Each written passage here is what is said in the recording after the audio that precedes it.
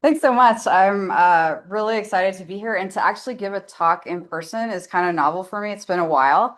So thanks for listening and coming today. Yeah, as Matt, thanks for the nice introduction. You got all the things right, which is a great part of an introduction.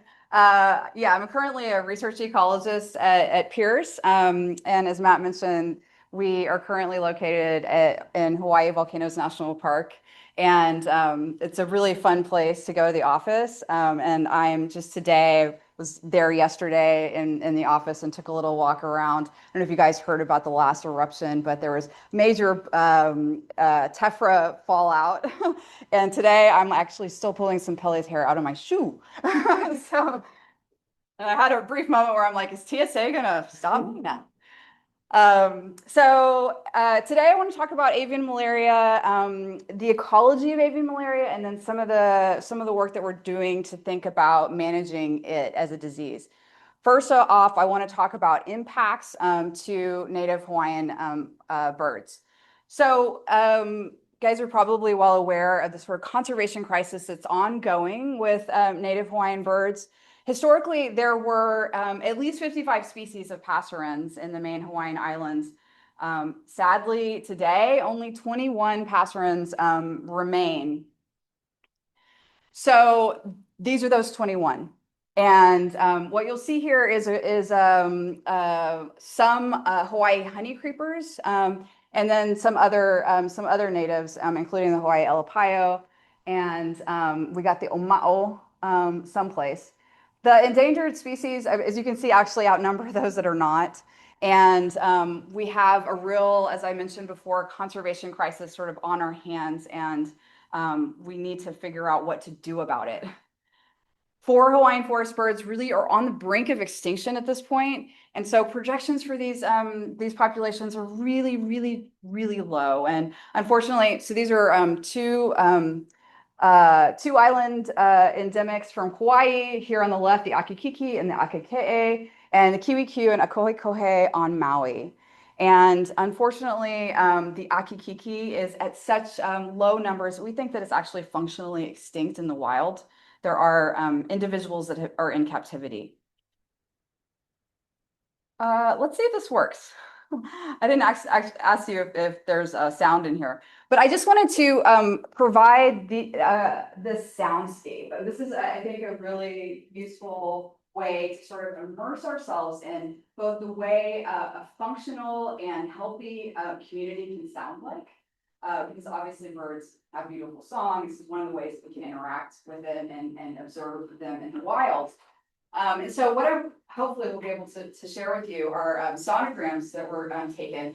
The top one, and you can even see the difference here. On the top one, this is from Hakalau National Wildlife Refuge, and it's at a higher elevation. I think this recording was done at about 6,000 feet. And this lower one is it's in Hawaii Volcanoes National Park in the Powell Crater, and it's at about 3,500 feet. And the forests look really, really similar if you go to them. But there's a really distinct difference among these, and hopefully we'll be able to hear that difference. So see if it works. I can turn it. Wait, it does work. Okay. Okay.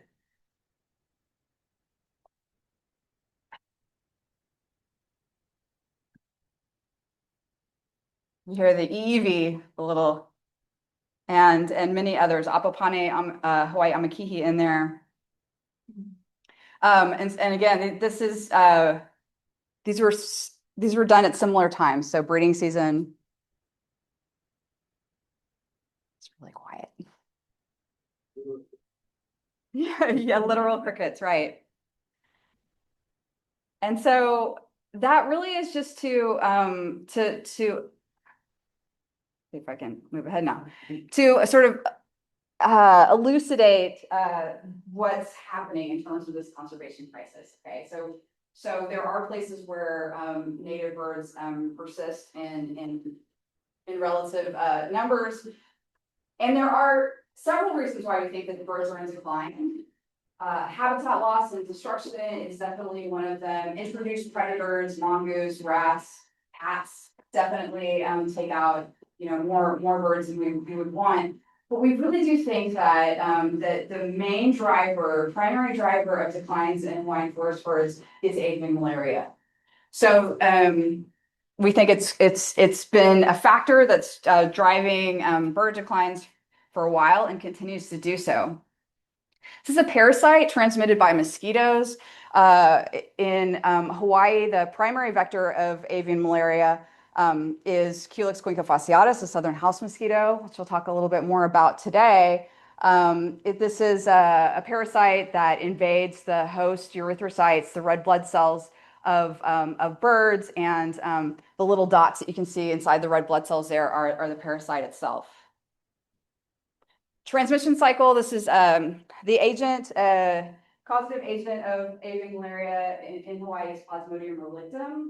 And it's a apicomplexan protozoan parasite. So it's got this complex life cycle that has a sexual reproductive cycle and an asexual reproduction cycle. The infected mosquito goes to take a blood meal from the host and transmits sporozoites. These are asexual stages of the parasite into the bird, where it develops in the erythrocytes, as I mentioned, and also some tissues. And some of those parasites then go on to develop into gametocytes, which are infectious to the mosquito. So the mosquito, an uninfected mosquito, then takes a bite of the infected host, and the sexual reproduction happens of the parasite happens within the mosquito. So some developmental changes and stages happen, and eventually the parasite migrates into the salivary glands of the mosquito, where it's then infectious to uninfected hosts. As I mentioned, Hawaii, the southern house mosquito is the primary vector of avian malaria in Hawaii. This is a highly invasive mosquito that's found really across the world in tropical and subtropical areas. You can see up on the left, Culex fasciatus in red. So highly opportunistic and gets along well in a lot of different places. It's one of the reasons why it's invasive, right? What happens in Hawaii is I think, quite interesting. Is that mosquitoes are able to really thrive in these areas where we don't normally think of container breeding mosquitoes to exist. So they do thrive in low densities in forest habitat, and they use naturally occurring and sort of any artificial containers that happen to be there as well. And the destruction that occurs with other invasives like pigs can create habitat in tree ferns, for example. So in birds, the mortality rates in Hawaiian honeycreepers in particular vary, but some of them really do exhibit really high rates of mortality, and this is one of the reasons why it's such bad news for the birds. So there have been some studies, really important foundational studies that have been done, challenge experiments in the lab where you bring the bird in and you purposefully infect it with malaria. This has been done for the EEV, for example, and this is a really foundational study that showed that upwards of 90% of the birds that were infected with the bite of one infectious mosquito in the lab went on to die. So mortality is really high in EEV. For these threatened and endangered species like the kiwi there on the right, we don't really know because we're not about to do the challenge experiments that would allow us to really get, there's only a certain limit to the sort of Dr. Evil experiments that we can do here. The Hawai'i amikihi is an interesting one. We have a lot of information about this species, and it shows a lot of variation across an elevational gradient. And in some areas, in low elevation, the mortality rates are about 17%. And this is also from a challenge experiment that's done. Otherwise, we wouldn't be able to get this data. And 65% from populations of amikihi at higher elevations where they're less exposed to malaria. So there's really interesting kind of evolutionary dynamics that are occurring in this system, particularly if you're like an avian malaria nerd like me. This study done by Van Riper in '86, Ecological Monographs paper, laid out a lot of pretty amazing data and included this conceptual figure of avian malaria transmission along an elevational gradient. And so what we see here is sort of this paradigm of thinking about malaria transmission in Hawaii. And it's really guided a lot of research that's come following this. And this idea is that, that in higher elevations where the temperatures are too cool for the development of the mosquito, also the replication of the parasite within the mosquito, there is no transmission of malaria. There aren't mosquitoes, right? And so these areas at higher elevation we describe as being thermal refuges for the birds because they are protected from malaria.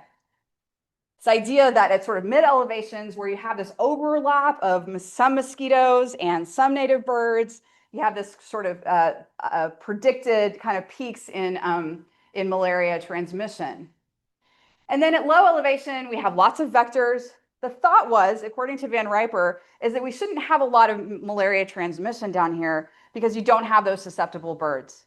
I got really interested in thinking about this area for my PhD work. And so I'll describe some of that right now. So yeah, as I mentioned, these thermal refugia, it's also problematic with climate change. We're seeing these refugia disappearing as climates warm and mosquitoes shift upslope. So that the sort of paradigm that was put out in '86 really sort of needs to kind of incorporate a higher distribution of mosquitoes in these upper elevation forests, unfortunately. So one of the reasons why Van Riper and others think that there would be a fair amount of transmission occurring where there are mosquitoes and where there are native birds is that native birds mount a relatively high parasitemia, that is just the concentration of parasite in the blood, and as a result have relatively high competence. So this is also from Van Riper, just looking at some of the birds that he caught and did some counted the parasites, the parasitemia in slides of blood that was taken from these birds. And what we can see is this like real clear distinction between native birds and introduced birds that he captured. And the parasitemia rates are quite high in native species. So some of the work that I did for my PhD was really thinking about the host competence of in these different communities, and I got really interested in sort of trying to pick apart this idea of host community composition and how that relates to transmission. And I did this on the Big Island, Hawaii Island, and I set this study up. I like walking around, but then I gotta run back. In low elevation forests on the Big Island in Lower Puna and in Hilo, and was able to choose some sites that currently have or did have native birds in them, and then some communities that had a sort of a mix of natives and introduced, and then some sites were just solely introduced species. So the natives here, the Hawai'i amikihi, I just mentioned this interesting sort of evolutionary dynamics that seem to be at play here. Apapane, there are some as well.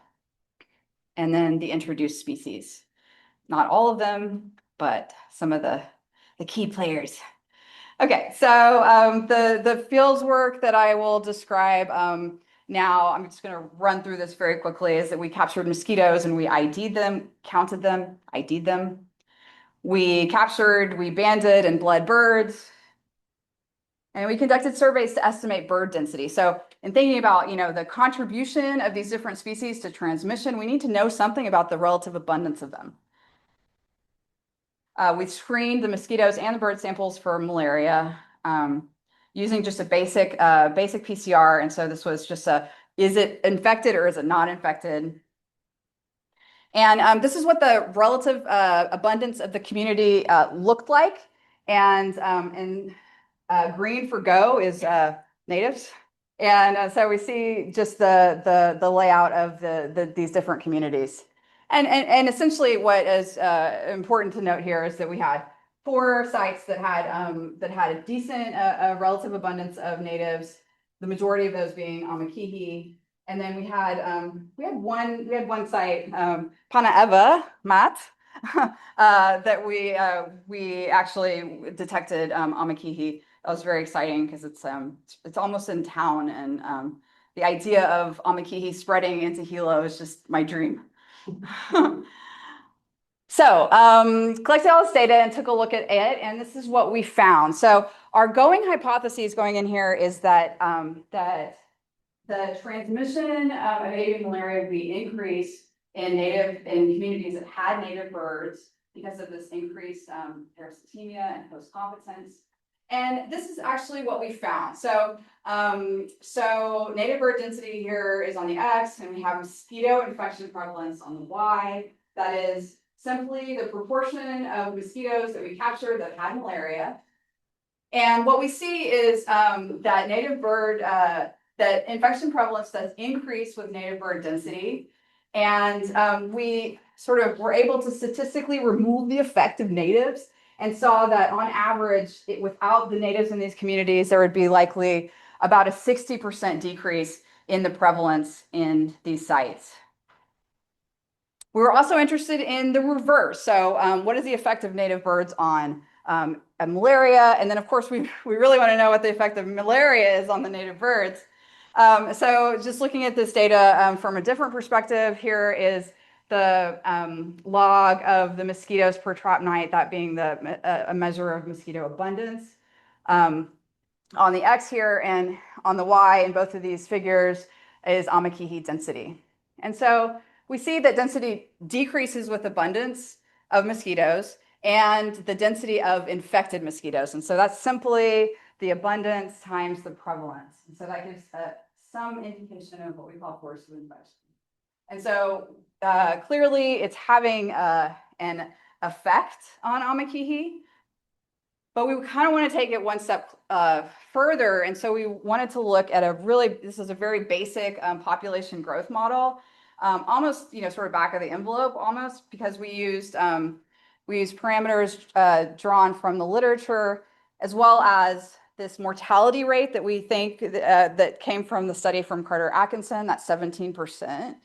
That I mentioned earlier, and then looked at the actual infection rates that we detected in the field. And so this was just to try to understand, well, if malaria was the only thing that was happening here, would there be positive or population growth or no? And what we found is that with the 17% mortality, those 4 triangles are the 4 incident rates that we had for the 4 sites that had Amakihi. That we find that trajectory, even if 100% of Amakihi were infected, the population growth would still be above 1. So this says something about the potential for recovery of this particular species in low elevation forests. But there are other constraints that could be impeding the recovery of birds, and I'd be happy to talk about this later. So that's and then 65% mortality, as I mentioned before, is the mortality rates at higher elevations. And so we see that, very likely that in areas where mortality rates are that high, Amakihi, you're not going to be doing well. Okay, so that was a little bit for my PhD work. And then this question of seasonality in mosquitoes. So now we're going to shift a little bit from the avian hosts, think about the mosquitoes. And seasonality in mosquitoes can be really important for disease transmission dynamics. And maybe I should just carry this. You guys could have tested that. Okay. I'm adulting now. Okay. So mosquito seasonality can predict outbreaks and influence control efficacy. So this is some data that we see from different studies that really show that that there can be this synchronicity between mosquito abundance and seasonality and abundance, and in this case, this is dengue incidence in China. And so there's a synchronicity that that is predicted in some systems. We also know that environmental variation does drive seasonality in mosquitoes. We know this, in mainland systems where you have a sort of mosquito season. And this sort of gets at that, which is the increasing summertime temperatures with an increasing population of mosquitoes. This is from Crawford et al. When they were doing an IIT suppression effort. So thinking about, when is the best time to try to control mosquitoes? Seasonality can be one factor that we might want to take into account. So for this study, we set out to look at seasonality in quakes to explore patterns of seasonality in both the abundance of mosquitoes, right, and then also the transmission of avian malaria.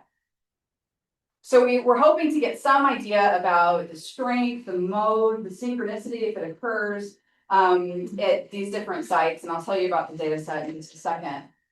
And sort of based on Van Riper's work and the work that came after that, we have this prediction that that there likely might be aseasonality at low elevations where there's always mosquitoes, there's always malaria. At mid elevations, we tend to expect a unimodal seasonality, so like a one peak.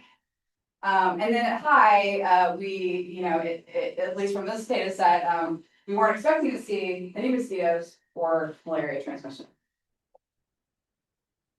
So the data set that we looked at in this case was biocomplexity of avian disease.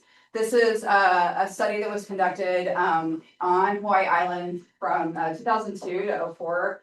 And this is where it comes really full circle. And I'll go ahead and totally age myself and say that I started off as an intern on this project. And then so many years later to actually be a postdoc and be able to work up this data was quite fun.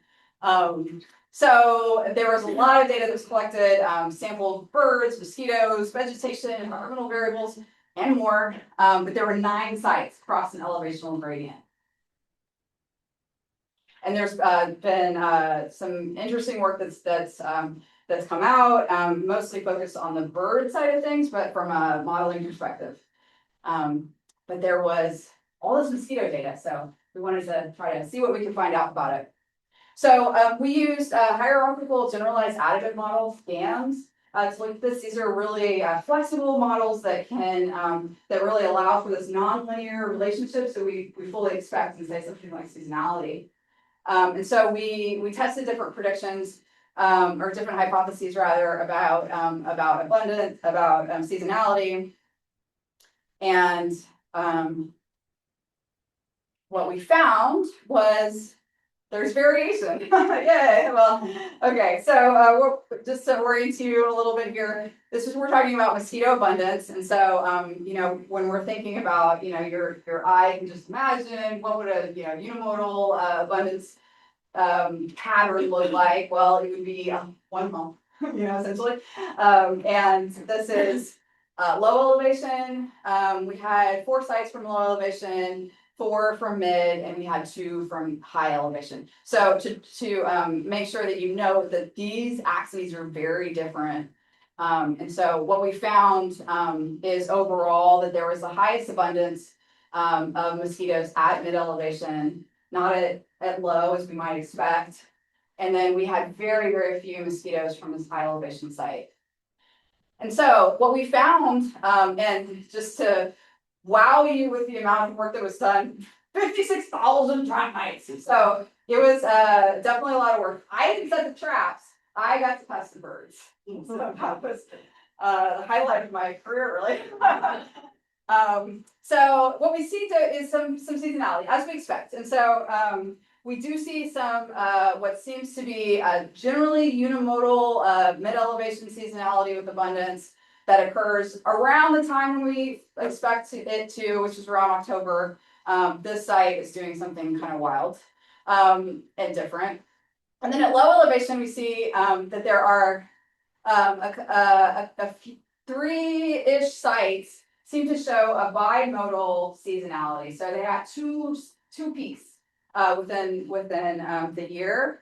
So definitely not aseasonal as we had predicted. And then at high elevation, not much happening, luckily.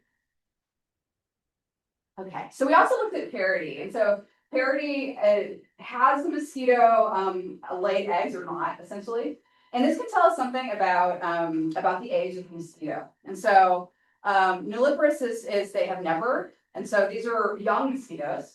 Paris is we were able to detect through dissection of the mosquitoes that we caught that they had laid eggs before, and then gravid are egg-laying mosquitoes. And so we do see these differences that the parity of mosquito can be predictive of infection prevalence, sort of very much as expected. This is kind of more curious in that we had an expectation that there would be this relationship between mosquito abundance and infection prevalence, and this is sort of from Mosquito-Borne Disease 101. Is you do have an expectation that that higher abundance of mosquitoes could lead to higher transmission, and what we see here is that there is an effect, but it's pretty weak, contrary to what our predictions were. This means that that even where there are really low amounts of mosquitoes, they're harboring decently high rates of infection, which complicates strategies for reducing malaria on the landscape. Okay, so now as a USGS biologist, I have been sort of part of this effort that was established in the last administration. And it was a Keystone initiative. That's all I'm going to say about that. But it was this idea about bringing together partners and thinking about a strategy for prevention of extinction of Hawaiian honeycreepers. And so, what can we do to prevent extinction? Well, through some elicitation of experts and discussion among the group of experts, to think about several objectives, and I won't spend too much time on all of these, but it includes establishing captive care programs, thinking about translocation of birds. This is something that is currently being considered, and it's already been done for the alala. We have alala on Maui, but the potential plan is for releasing a kohe taking a kohe from Maui and releasing them on the Big Island. And then all this with the idea of trying to implement conservation strategies that are informed by Native Hawaiian biocultural knowledge. But then I just want to draw your attention to these two. So 2 out of the 5 of these strategies involve mosquito control. And so one of them is deploying and implementing this incompatible insect technique, which I'll talk about in a second, to suppress mosquitoes that vector avian malaria. And then we have an objective that seems very vague, and we're sort of moving towards it, but it's to develop and deploy next generation tools. So this would be like gene-derived technologies that could actually have sustainable impacts on mosquito suppression. So we're going to talk a little bit about this IIT, which is the incompatible insect technique. So Wolbachia, as you guys might know, is bacteria, super common bacteria that has all these zany reproductive effects on insects and nematodes.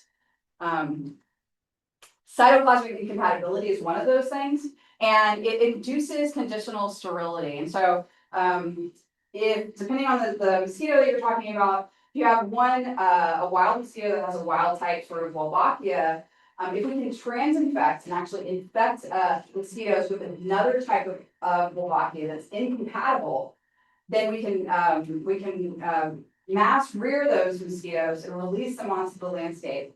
And the males, just males, will go and find those wild females. They'll mate. She'll lay eggs, but those eggs won't hatch. So this really interesting sort of parasite behavior, it could be leveraged and is currently leveraged in this novel vector control method called the incompatible insect technique. So incompatible being these incompatible strains of Wolbachia.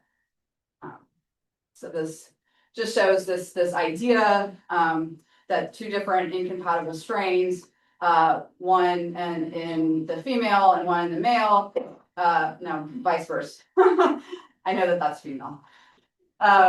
Will lay eggs. I'm gonna get distracted, y'all, so I'm gonna keep going. Will lay eggs, but those eggs won't hatch. So conditional sterility, as I was talking about. Okay, so the idea though is that you have these inundative releases where you release really large numbers of these mosquitoes that have the incompatible strain, male mosquitoes, onto the landscape, and you do this repeatedly. And over time, the population decreases. This is not a sustainable vector control method in that as soon as you stop releasing mosquitoes, there always is going to be an ingress of mosquitoes, from around the landscape. So this is not we're not eliminating mosquitoes in this case, although of course we want to. And so that's what I mean by it not being sustainable. So we are, working on this in Hawaii and with some partners, rearing these transinfected mosquitoes that have a Wolbachia type. It's actually drawn from Aedes albopictus, so a whole other species of mosquito, which really increases the probability of this incompatibility working to our favor. And then packaging them for release, releasing them using helicopters to release these pods. We want to monitor them and we got to repeat. So rear, release, monitor, repeat, again and again. So where and so for the remainder of the talk, I'm just going to talk about some work that I've done to think about how to support this IIT initiative. And one way that a modeler type like myself can do is with models. And so I'm going to tell you a little bit about these components of IIT release strategy and how we might tweak them, look at them in a modeling framework to try to understand whether or not, to try to best create a strategy that will be effective. So one of the most important and fundamental parts of IIT is this idea of overflooding ratio. And so we need to release lots of males, and that lots of males is potentially at a 10-to-1, that being 10 released to every one wild mosquito, male mosquito, 20-to-1, we can increase those ratios, but essentially we are trying to, this is where the overflooding comes, overflood the population with these incompatible males to really drive the efficacy of this method. But as I mentioned before, we have to do this repeatedly. So how many times do we have to do it? So we have frequency, and then overall, so how often, and then how many. So these are super basic components of IIT, and did a simulation framework to sort of think about the influence of mosquito demography, population dynamics on efficacy of IIT.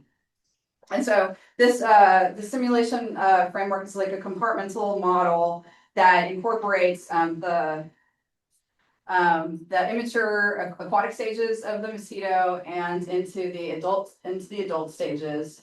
So we have an ability to kind of tweak and think about all these different life stages of mosquitoes, and this is important for thinking about reductions in populations. And then we wanted to incorporate this temperature-dependent mosquito life history parameters. So I think Hawaii is kind of unique in the world of novel vector control because we're trying to do this in places that are kind of cool.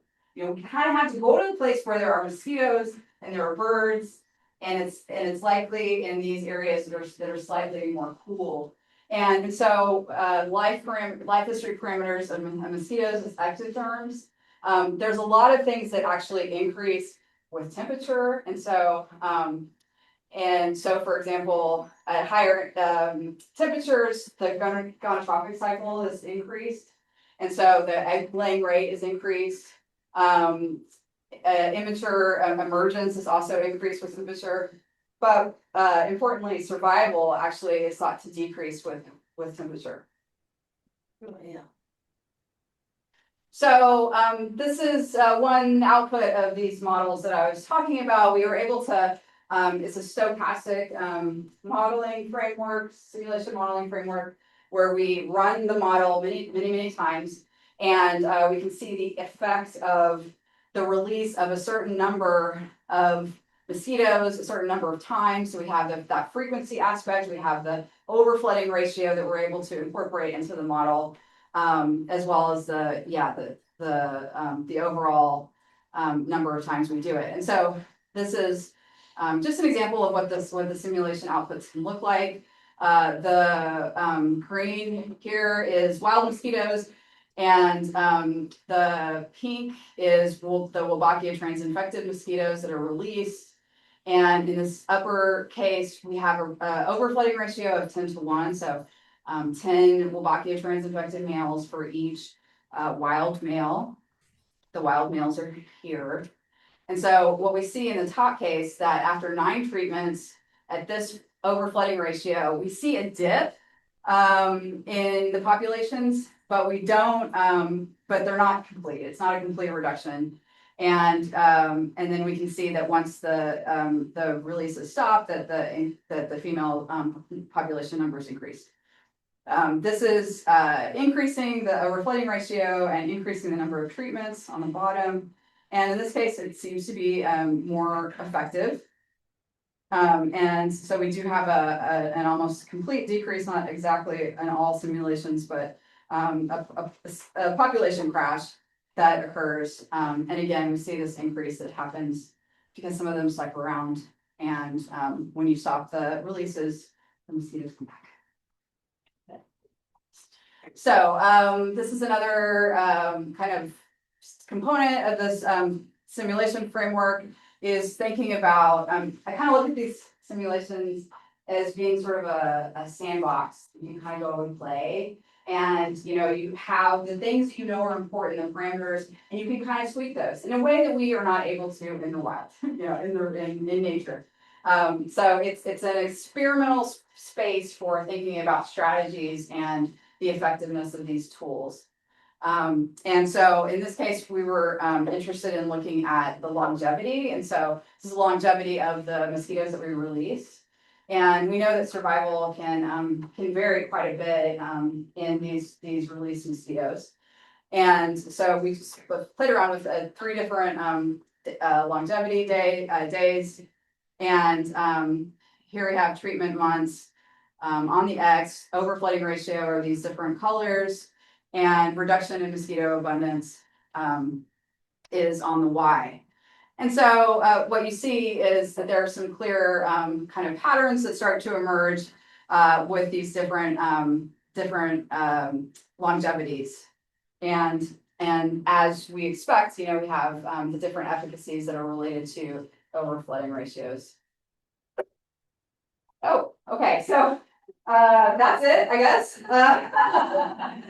Thanks for hanging with me. I guess, to wrap it up, I'd say that, we've learned a lot about malaria, avian malaria ecology, and certainly not just my work, but others. Matt actually has some great avian malaria work that he did as a PhD. So maybe next time I'll be introducing you. And so we do know a lot. Do we know enough? Probably not. So some of the things that we've learned over time is really an understanding about how malaria affects sort of impacts on native birds, and their sort of disease ecology of that system. We're focusing a lot of effort now and thinking really about the mosquito side of things, because this is likely, I think, the best way to control malaria on the landscape is through these novel vector control techniques. Yeah, and so in terms of management, I think it's an ongoing challenge, and I think we're trying to pick up the pieces as we can and move things forward. This is some, but not nearly all of the partners and collaborators that we have, and I guess with that, yeah, I'll take any questions if you have them.